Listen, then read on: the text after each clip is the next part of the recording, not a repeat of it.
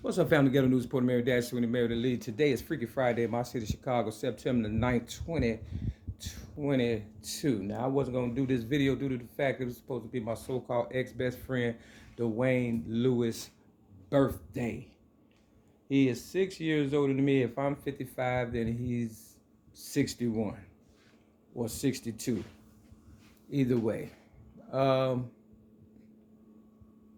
Yeah, I wasn't going to do this video, but somebody hollered at about 3:41 or 3:42. Pop out, bitch. Pop out, bitch. Woke me up out of my little cat snap nap. You understand what I'm saying? So I had to snap back real tough. Uh, so I called the police because that wasn't the first time they had done that. But that was the first time that I called the police because I feel as though, I'm surrounded by killers and, gay people that I seen something yesterday. Not saying I wasn't gay at one time. I'm just saying a lot of gay men, homosexuality, things of that nature in my building, 6210 South Kimbach Avenue, Chicago, Noise 60637. I'm on the third floor, the one with the white door. And yesterday I took a picture. It said, be gay, do crime. You understand what I'm saying? A gift is from God and surprise to kill you. This is all about my ex-best friend, Dwayne Lewis. Now, I befriended him back in the late 80s when I had met this Italian by the name of Donna Marie Evans.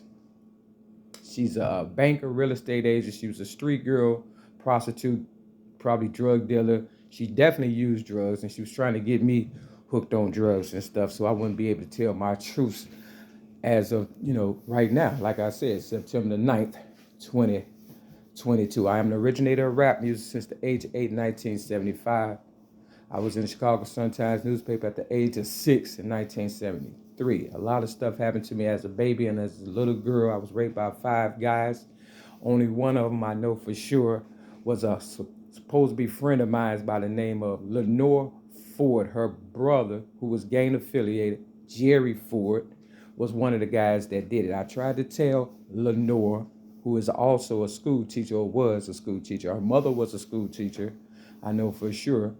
I tried to tell Lenore, in the 90s, and, she blew it off. Everybody tend to blow it off, but it's only so long fake thugs can pretend. It's only so long before, you have to play the hand that you was dealt. And in the end, you're going to play the person you are, because we're towards the end of, whatever they're trying to do with me. Now, I've always been a legit person. I'm not gang affiliated, but somehow or another, they always try to surround themselves and try to intimidate me. And they put me in Alcoholics Anonymous and stuff after 1995 when I put my voice to 3 cassette tapes front and back and gave to the Sound of Music and to the Martin Luther King Dream speech. And I gave it to Oprah Winfrey, and then, I put a set in the garbage can in Hyde Park, not too far from what I believe was Malcolm X's house in my city, Chicago, on Woodlawn in the Hyde Park area, not too far from where I'm at right now. And it's all that Muslim, Elijah Muhammad, Malcolm X, Farrakhan, all them. But that's my name on the marquee. Mox Marion. You understand what I'm saying? Because I would draw all men unto me. That's what the Bible said. Long story short, Elijah Muhammad house was not too far from where I was residing at, 5419 South Woodlawn Avenue, apartment 1A, in 1995. And they tried to label me crazy and stuff because, I wasn't drinking, drugs, smoking, or fornicating. They was trying to set me up, but it didn't work.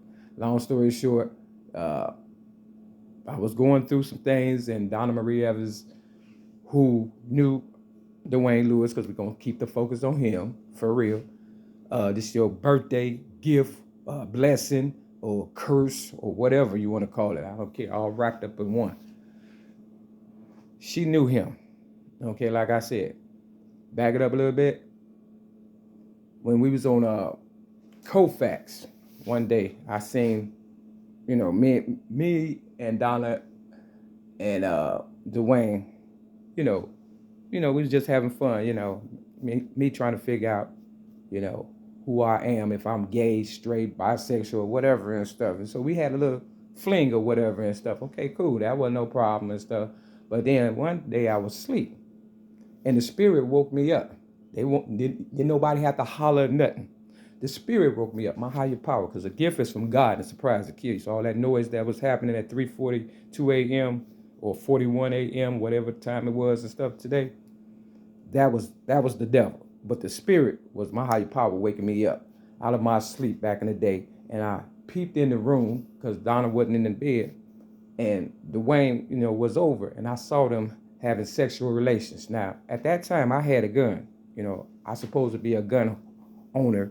But, they stole my gun, tried to label me crazy so I wouldn't be able to defend myself. And I guarantee you, Dwayne has my guns for real, for real. You understand what I'm saying? I'll get back to that. Long story short, I peeped in the room. I looked, went right back to sleep. Didn't say nothing. Now, anybody else would have probably got the gun, shot, killed both of them and shit, right? But that's what the devil wanted. I'm not the devil. You understand what I'm saying? I'm not that stupid. First of all, I'm not going to fight and kill over no goddamn pussy ass booty, none of that bullshit. You understand what I'm saying? So long story short, I never said nothing, right? I still befriended them. We was going out one Christmas, me and Dwayne, and Donna was hating. I had some waves in my hair. I was looking real nice and stuff. And, I guess he must have put it on her or whatever and stuff. You understand what I'm saying? So she fighting for what? Her man? I don't know. He was somebody else's man, Millie Lott. Now remember, Millie Lott, they fighting for lots. This is all about real estate. I told you Donna Marie Evans is a real estate agent and a banker. And his baby mama name is Millie Lott. Now at the time I didn't know all this, but now I got it together. Long story short, she put a cut on my hand. Donna is still there to this day. And, the doorbell rang and I ran to the door. Now I was the furthest away from the door. I ran to the door and it was my so-called mother. Everything right on time, right? But what made me run to the door is the question. When I was the furthest away from the door, I said, Mama, how did you get here? She said, God told me to come. Now, whether it was God for real or she was staging everything, but I left that apartment and I ended up on King Drive or whatever and stuff, and I still befriended, Donna and Dwayne. And, Dwayne was in my life until, 2007 for sure. You understand what I'm saying? When I posted my first ever YouTube video, Mary Mac versus the Fat Black Oprah Winfrey and all that furniture, which was new, he helped me to move it in there, okay? Long story short, me and Dwayne met, I met LaWanda. Here comes somebody else, right? Jehovah's Witness, had to have known Dwayne and, Millie and, maybe even Donna and stuff, but she tried to play it off. It's her little game. LaWanda, she tried to play it off and act like she didn't know I was a girl. So I asked Millie, Dwayne's baby mama, I said, do you think she know I'm a girl? And she was like, yeah, okay. So we stuck it out for about 15 years, but she never moved in because while they was just trying to be nosy. Now, Dwayne and I went to Mississippi, Lexington, Mississippi, to meet my foster parents, the Redmond. So he knows who I am, for real, for real. He also knows when I was playing pool up north, I'm just going around in circles now, it don't make a difference. He also know when I was playing pool and I was winning all day, all night, I should say, for about a couple of hours and stuff, that the white girl pushed me first and I defended myself. Real talk. You understand? And, he know what happened. And he knows about me being originator of rap and my foster parents and all that. Okay, long story short, people, this is a little area right here. Now, when I needed Dwayne, he had me sleeping in the car in the dead of winter. I never turned him away when he knocked on my door. You understand what I'm saying? Real talk. Same with the Jehovah's Witness, my so-called best friend, LaWanda Joy Jacobs. And she was a Jehovah's Witness. But when I needed them, they wasn't there. So they worked together. Now, me and Dwayne and LaWanda was at a hotel one day. And I was like, Dwayne, go ahead, handle your business or whatever and stuff, right? You understand what I'm saying? We finna have fun, right?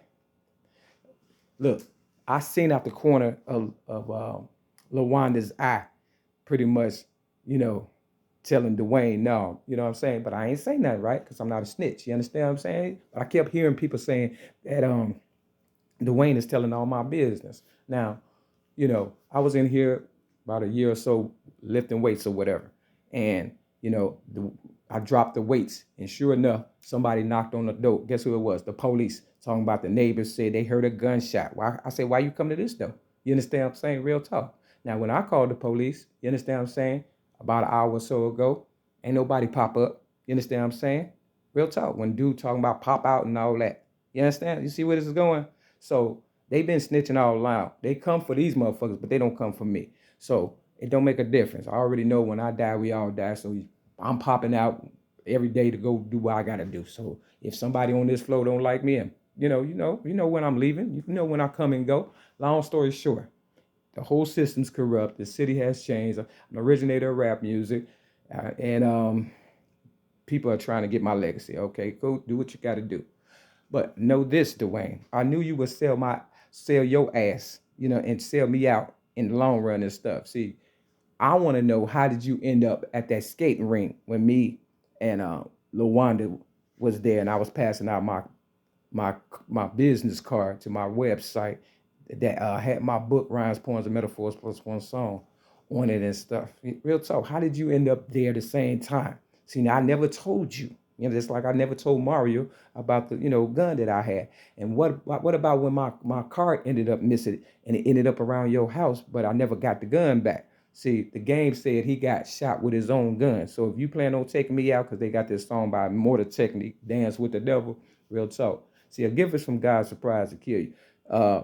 Dwayne Lewis never smoked a cigarette. Never seen him smoke a cigarette before. And one day it was on his birthday, and he was on the Jackson platform, and he was stepping in the name of love or whatever, doing his little hustle or whatever and stuff. And I saw him and stuff. I gave him $5 and did a little step with him and stuff. Niggas ain't never gave me shit. You understand what I'm saying?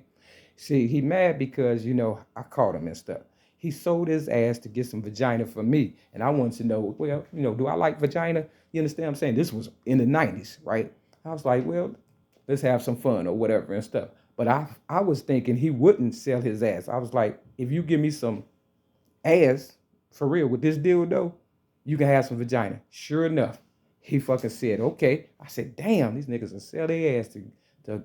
So that's how I knew your ass was funny style, real talk and stuff. Now, we only did it one time like that. Me and you, doing you or whatever. But that's probably why you're mad and stuff. Must have did it too good to you and stuff. Now, kick rocks, nigga. It'll never happen again. If you don't like me, I don't give a fuck. Kill me, blow my head out. I don't give a shit, nigga. You had that little beef with me at your mama house and stuff, try to turn up and shit over that basketball game. I said, no, you cheating. And I knew you was cheating and stuff. And you must have known I knew you was cheating. And not only that, your brother Chubby heard them 1995 cassette tapes. And then I gave him a lottery number, which is Christmas, my sobriety date. And he won. He barely won to give me $2 and stuff. So y'all some cheap ass bastards. I was gonna put you on, but now, you understand what I'm saying? Keep stealing. I looked out for Larry, his girlfriend looking like a skeleton one Christmas. I gave him a Mary J. Blige CD and some Christmas gifts and shit. Real fucking talk. I don't owe you niggas shit, but I ass whooping and shit for real. And if anything happened to me, police take this seriously, because all I do is win. It's 10 City. They turned it into Sin City, and the white people gonna always follow you motherfuckers. So whatever I don't fucking finish, they will. White people, if you want to win, you got my permission. Real fucking talk to make it do what it do. You was a hate motherfucker.